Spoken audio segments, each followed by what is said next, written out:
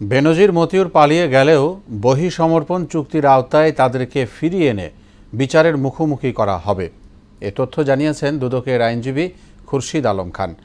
এদিকে বেনজিরের পর এবার ছাগল কাণ্ডে আলোচিত জাতীয় রাজস্ব বোর্ডের সদস্য মতিউর রহমান ও তার পরিবারের 7 সদস্যের ব্যাংক অ্যাকাউন্ট ফ্রিজের আদেশ দিয়েছে Bangladesh financial intelligence unit. Reza খানের রিপোর্ট। দুর্নীতির অভিযোগ অনুসন্ধানে পুলিশের সাবেক আইজি বেনজির আহমেদের পরিবারের পর এবার ছাগলকাণ্ডে আলোচিত এনবিআর কর্মকর্তা মতিউর পরিবারের 7 সদস্যের ব্যাংক অ্যাকাউন্ট ফ্রিজ করেছে Bangladesh financial intelligence unit BFIU। এ নিয়ে বারবার যোগাযোগ করা হলেও আর্থিক গোয়েন্দা ইউনিটের প্রধান মাসুদ বিশ্বাসের কোনো বক্তব্য পাওয়া যায়নি। এ নিয়ে কথা বলতে রাজি হননি বাংলাদেশ ব্যাংকের মুখপাত্র।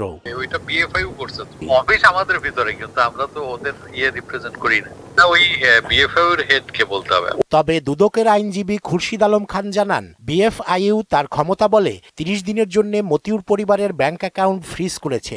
তদন্তের স্বার্থে তারা এভাবে 7 বার অ্যাকাউন্ট ফ্রিজ করতে পারবে। 30 দিন করে 7 বার পর্যন্ত জব্দ করতে পারে BFIU, তার আইনি ক্ষমতা। ওয়ালটন ফ্রিজ কিনে অনেকের মতো আপনিও হয়ে যেতে পারেন মিলেনিয়াল, সেরা পণ্যের সেরা অফার। অনুসন্ধান শেষে এই 2 ব্যক্তির বিরুদ্ধে মামলা হবে কিনা সে সিদ্ধান্ত দুদক নেবে বলে জানান তিনি। তবে বিদেশে পালিয়ে গেলেও তাদেরকে ফিরিয়ে আনা সম্ভব বলেও জানান তিনি।